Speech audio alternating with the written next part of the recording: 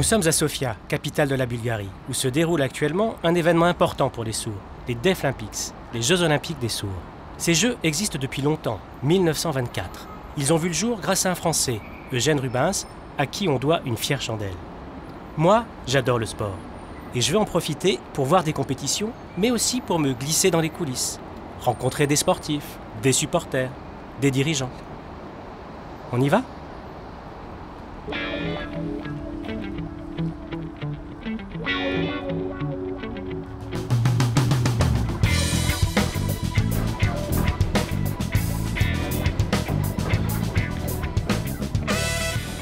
Voici la situation. Il y a 3 événements olympiques.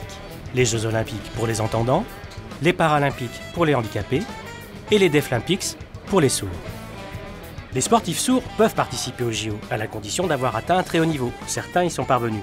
Mais ils ne peuvent pas participer aux Paralympiques car il n'y a pas de catégorie sourd. Logique, puisque les sourds sont physiquement valides.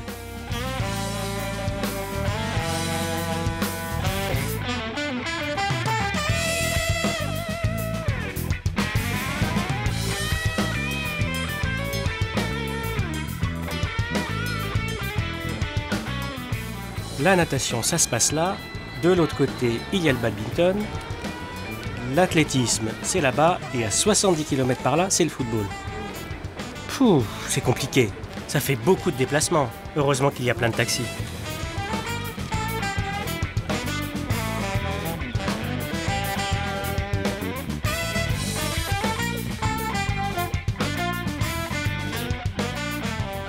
Je vais voir l'équipe de France des sourds à leur hôtel. Aujourd'hui, c'est Handisport qui chapeaute cette équipe. Auparavant, et pendant des années, la Fédération sportive des sourds de France s'en est occupée. Et les dirigeants étaient alors tous sourds.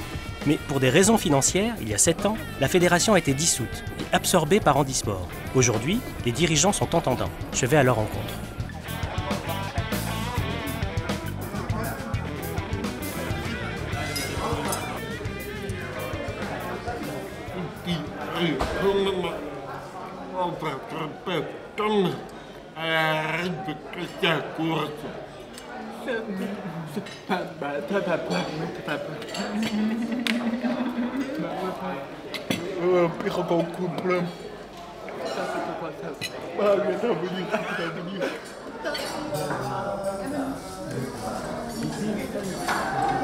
L'ensemble des regards de la fédération sont tournés vers vous. Vous êtes une vingtaine d'athlètes aujourd'hui à représenter la France et c'est bien parti puisqu'on a commencé par une médaille d'or et j'espère bien que vous allez tous être capables d'être à votre niveau, c'est tout ce qu'on vous demande aujourd'hui.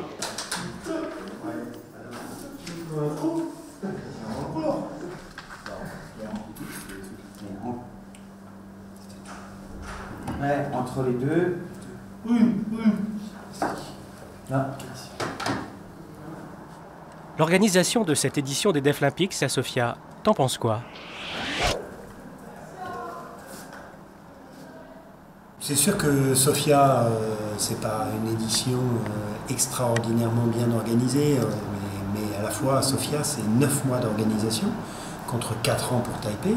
Taipei, ils ont eu 4 ans pour organiser. Et puis une organisation comme celle-là, normalement, c'est un budget autour de 30 millions d'euros. J'imagine qu'ils ont eu beaucoup moins. Donc c'est vraiment des organisateurs qui sont à fond, qui ont fait le maximum pour sauver les Deaflympics. Parce que s'il n'y avait pas eu de Deaflympics d'été pendant 8 ans, je pense qu'il y aurait eu un vrai risque sur la suite.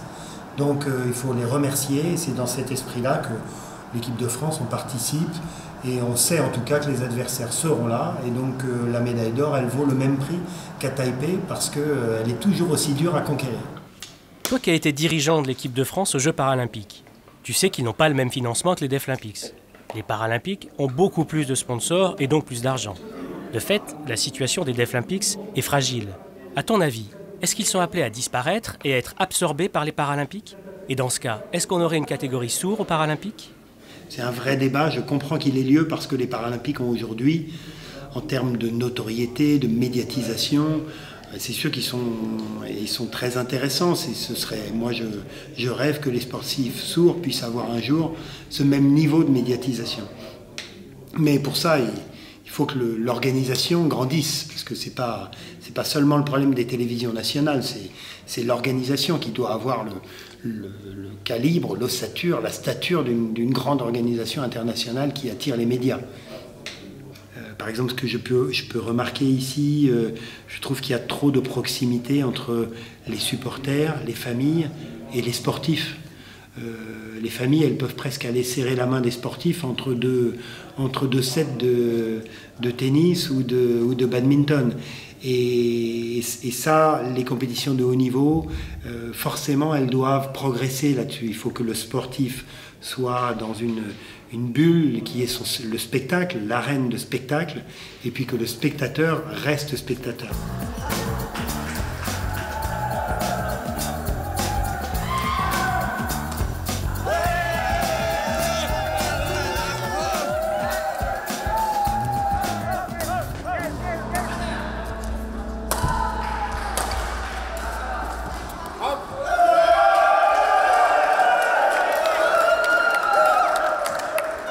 Dis-moi, vous êtes venu de France en voiture pour assister aux Deaflympics avec vos enfants? Oui. D'abord, j'ai une vraie passion pour le sport. Je voulais que mes enfants assistent aux Deaflympics et que ça les inspire. On a choisi certaines compétitions de l'équipe de France et on est venu les encourager. Durant le voyage, on en a profité pour passer par Prague, par l'Autriche, on a fait un tour en Hongrie et ici à Sofia, on va rester 10 jours. On est venu aussi pour motiver nos enfants. Ma fille, elle fait partie d'un club de tennis entendant depuis 3 ans. Et elle adore les Jeux Olympiques. Elle a suivi ceux de Londres à la télé l'année dernière, elle est à fond. Mais le problème, c'est que du sport sourd, il n'y en a pas à la télé. Alors on vient ici. C'est très important de transmettre ce patrimoine aux jeunes.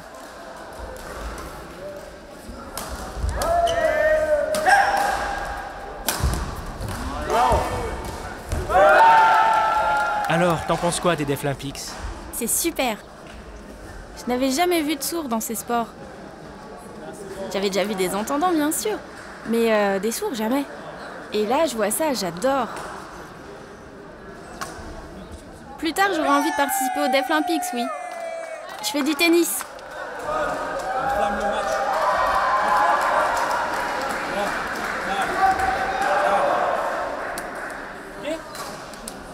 Allez. S'il n'y a pas ça, tu perds le match. Vas-y.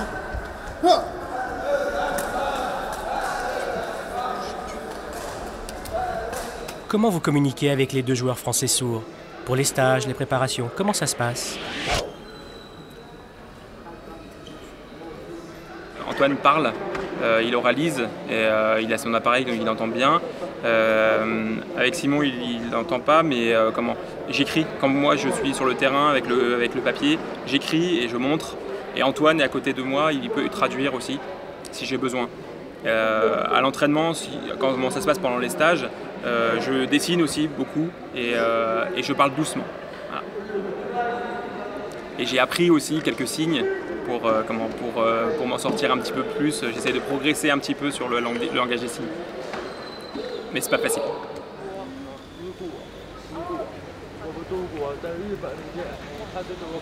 C'est la 2e fois que tu viens aux Deaflympics. La 2e fois, oui.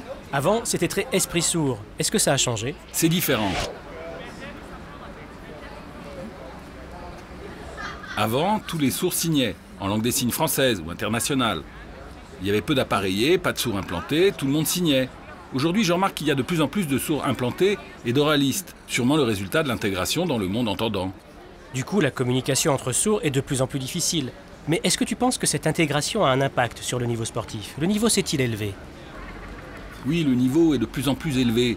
Les nouvelles techniques sportives sont plus efficaces. Les sourds oralistes qui intègrent le monde sportif entendant sont coachés par des entendants et ça les fait avancer plus vite. Du coup, c'est eux qu'on sélectionne. Les sourds qui restent entre eux ne progressent pas assez vite pour être sélectionnés. C'est ça le problème. Les sourds qui sont en intégration sont plus performants sportivement. Mais dans une même équipe, ça crée des difficultés relationnelles. On trouve à la fois des sourds signeurs et des sourds oralistes.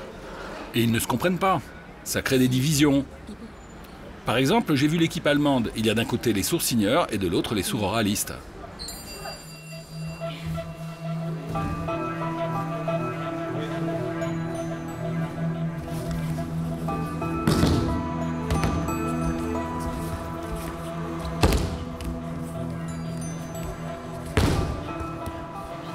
Toi, tu peux parler ou tu peux signer.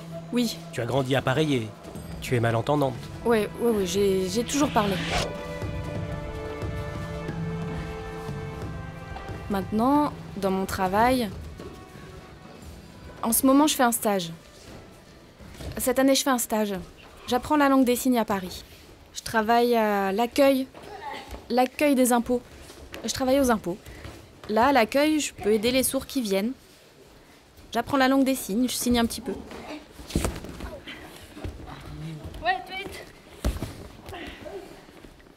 Au judo, tu as toujours été en club et en compétition avec des entendants. Là, au Deaflympics, tu te retrouves au milieu des sourds. Qu'est-ce que ça te fait? C'est différent? Oui, c'est différent. Avec les entendants, on ne communique pas. C'est un peu chacun pour soi. Alors qu'avec les sourds, c'est une grande famille. On discute, on bavarde en langue des signes, on se prend dans les bras. Je trouve ça vraiment bien. C'est différent.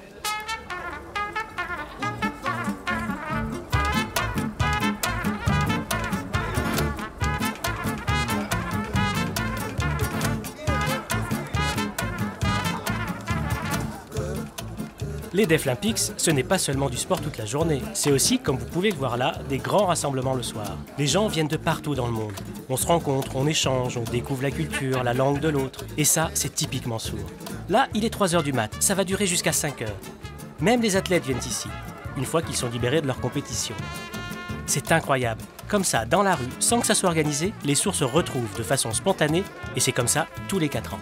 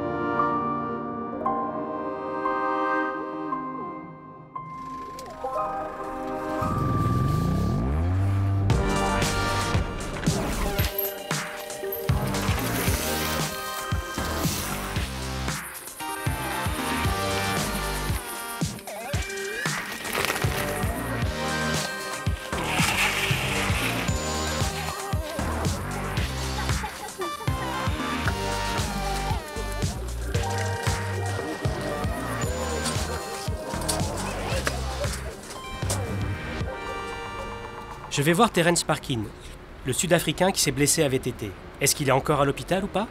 Est-ce que je vais pouvoir le rencontrer à son hôtel?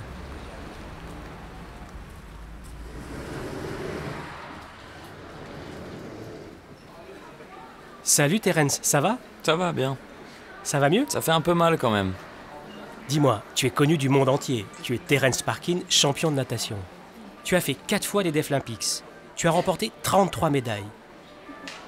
Et en plus de ça, tu as fait les Jeux Olympiques d'Athènes en 2000, où tu as été médaille d'argent. Comment ça s'est passé, toutes ces années d'entraînement pour toi avec des coachs entendants? Toi, tu signes, tu ne parles pas. Comment vous avez communiqué? Le sport, c'est très visuel. J'ai beaucoup observé, j'ai beaucoup travaillé, et on passait aussi par l'écrit. Pendant l'entraînement, quand le coach engueulait les nageurs entendants, moi j'attendais. Il les engueulait et moi, j'attendais que ça passe. Et oui, je suis sourd. Et à côté de ça, j'ai un tempérament de leader. J'aime la compétition, donc je me mettais toujours en compétition avec les entendants. J'essayais de gagner. Et le coach disait, un sourd peut le faire. Alors qu'est-ce que vous faites, vous? Ça les provoquait, ça les faisait réagir. Ça nourrissait l'esprit de compétition. Mon club m'a aussi beaucoup soutenu, beaucoup aidé. Mais tu as changé de discipline. Maintenant, tu fais du VTT. Pourquoi? J'avais envie de changer. J'ai nagé pendant tellement longtemps. J'avais envie de faire un autre sport. J'avais besoin d'un nouveau challenge. Et voilà, c'est la première fois que je gagne pas de médaille. Je commence à comprendre ce que les autres ressentent lorsqu'ils ne gagnent pas. Moi, j'ai toujours gagné. Et je ne savais pas ce que c'était de perdre. Là, j'ai rien gagné. J'ai compris.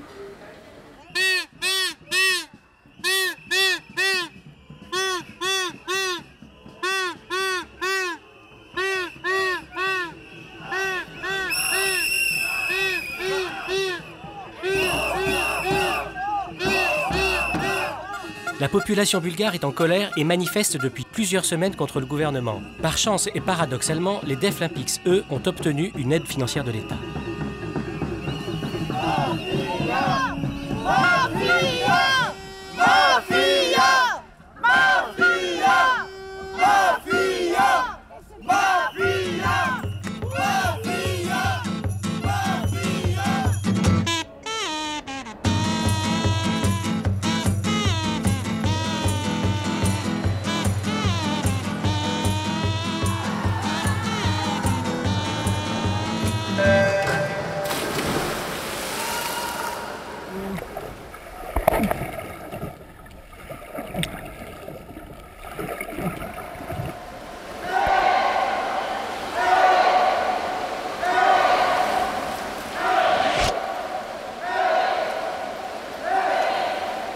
Toi, tu es dans un club entendant. Oui, oui. L'échange ne doit pas être évident. Ici, ton entraîneur est sourd. C'est différent? Avant, j'étais dans un club à Aix-en-Provence. Quand Fred, mon entraîneur, donnait des consignes, il disait « Allez, allez-y !» Il se souciait pas vraiment de moi. Il ne prenait pas la peine de m'expliquer ce qu'il voulait. Alors moi, je suivais les autres tant bien que mal. Et après, il venait me dire que c'était pas bien et que je devais tout recommencer. C'était pas ma faute, c'était la sienne. Pour moi, c'était pas clair. Alors que lui, là, il m'explique clairement les choses. Parce que vous êtes en langue des signes. Bien sûr.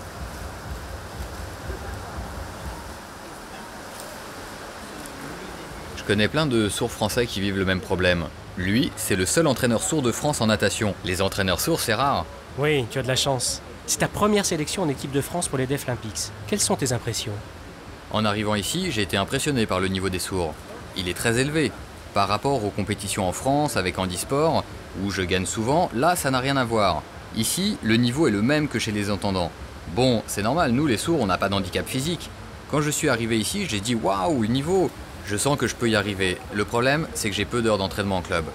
Alors que les Russes, les Ukrainiens, ils sont salariés, ils sont payés pour s'entraîner. Moi, non. Si j'avais un salaire, alors là, oui, je passerais du temps à m'entraîner. Mais en France, ça ne fonctionne pas comme ça. C'est dommage. Donc l'association handisport est liée aux Jeux paralympiques. Là, tu es aux Deaflympics. Mais imaginons que ce soit possible de participer aux Paralympiques. Ça t'intéresserait? Parce que les Paralympiques, c'est quand même plus médiatisé. Oui, mais à condition qu'il y ait une section sourd. Par exemple, aux Paralympiques, les amputés des bras ne concourent pas avec les amputés des jambes. C'est des sections différentes. On pourrait créer une catégorie sourd aux Paralympiques. Donc si tu avais le choix entre les Deaflympics et les Paralympiques, tu choisirais quoi? Je me pose pas la question comme ça. Moi, ce qui m'intéresse, c'est de nager. Donc je te répondrai les deux. Je te dirai pas « Ah non, je n'irai pas là à cause de ci ou pas là à cause de ça ». De l'eau, ça reste de l'eau. C'est comme ça. Pour moi, c'est clair. On t'appelle? Ah oui, j'y vais.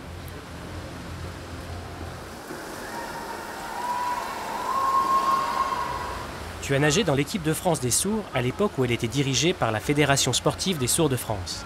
Et puis, pendant 30 ans, tu es passé dans le monde sportif entendant. Mais récemment, Handisport avait besoin d'un entraîneur diplômé. Alors ils ont fait appel à toi. À 30 ans d'intervalle, est-ce que tu vois un changement dans le monde sportif sourd? Je trouve que le niveau de la natation a nettement évolué.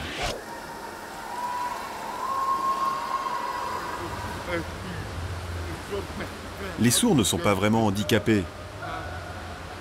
Le problème, c'est que dans la société, les sourds sont mis à l'écart. Mais au niveau sportif, les sourds et les entendants ont les mêmes capacités physiques. Et d'ailleurs, ils font les mêmes temps. Donc les sportifs sourds peuvent s'entraîner de la même manière que les sportifs entendants. Voilà.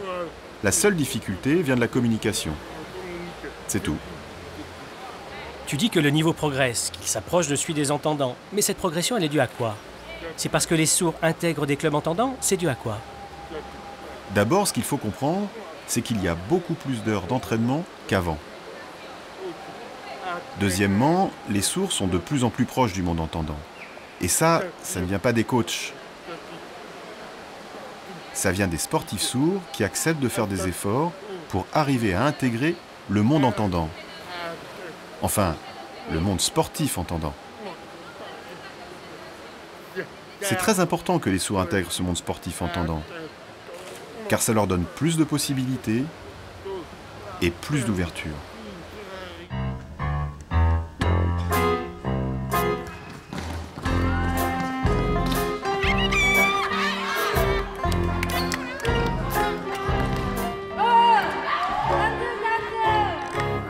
ton avis, les Deaflympics, c'est seulement la performance sportive?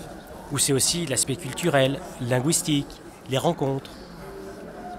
L'objectif de toutes les fédérations, c'est la performance. Ils veulent que le niveau sportif progresse. Les rencontres, l'aspect culturel, linguistique, ça n'est pas du tout leur priorité. L'objectif pour eux, c'est d'obtenir des médailles, des primes, de représenter une nation. Alors que pour les sourds, ce qui importe, c'est de se retrouver, d'échanger, d'être en langue des signes. Pour la fédération, l'objectif, c'est la performance, les médailles. Alors comment faire ?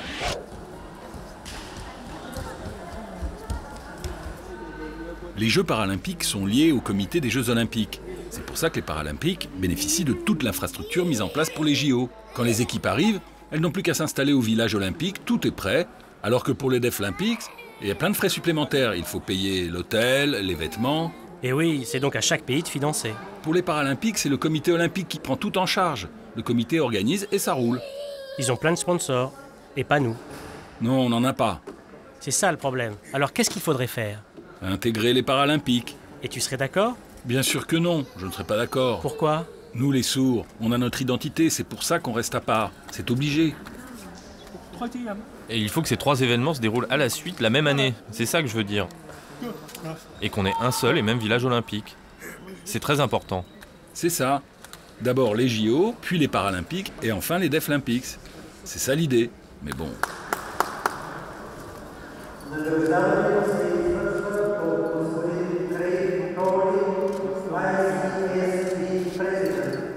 Bon, il y a les Jeux paralympiques d'un côté et les Deaflympics de l'autre. Et les athlètes sourds aujourd'hui ne peuvent pas participer aux Paralympiques. Mais imaginons que les Deaflympics finissent par disparaître. Est-ce que les athlètes sourds pourraient alors intégrer les Paralympiques? Ah, ça, c'est une question délicate.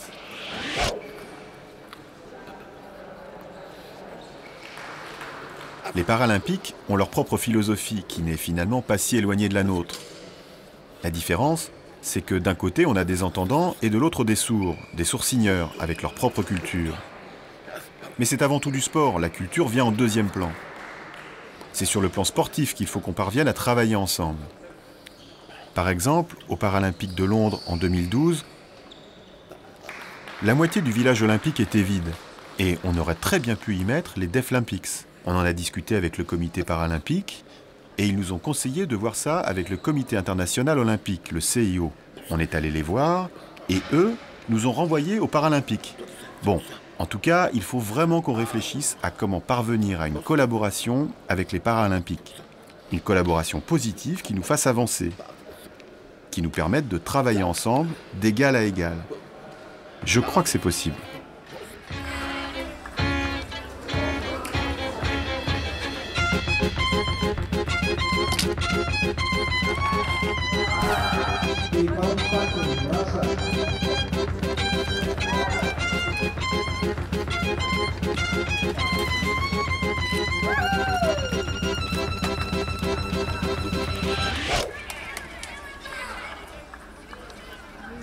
Je commence à comprendre à quel point les Jeux Deaflympiques sont importants pour les sourds.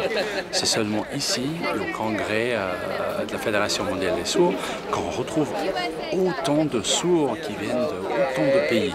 Ici, on a quand même 90 pays. Je commence à comprendre à quel point peut-être les leaders ont oublié un petit peu le côté sportif et qui ont peut-être mis un petit peu plus d'intention sur le côté culturel et langue des signes. Là, ce qu'on commence à faire, c'est qu'on commence à mettre l'athlète en premier plan. Et la culture, c'est pas forcément en arrière-plan, mais c'est en misant notre attention sur l'athlète qu'on commence à avoir le maximum de respect dans le monde sportif. Pourquoi le CIO a tellement tardé à reconnaître les Deaflympics? Ça ne sera finalement fait qu'en septembre. Il faut corriger cette impression parce qu'elle est complètement fausse. Le CIO reconnaît le Comité international des sports des sourds depuis 1955. Depuis 1985, il y a le drapeau des 5 canaux olympiques qui par-dessus nos Jeux. Il n'y a qu'aux Jeux olympiques et aux Jeux Deaflympiques qu'on retrouve ce drapeau.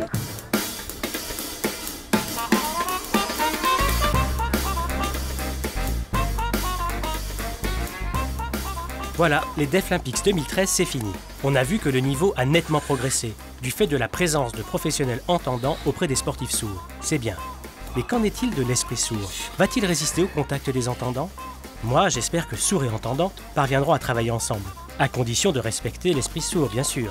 Il faut que les Deaflympics soient de plus en plus médiatisés. En tout cas, dans 4 ans, c'est sûr, ça continue. Vive le sport sourd!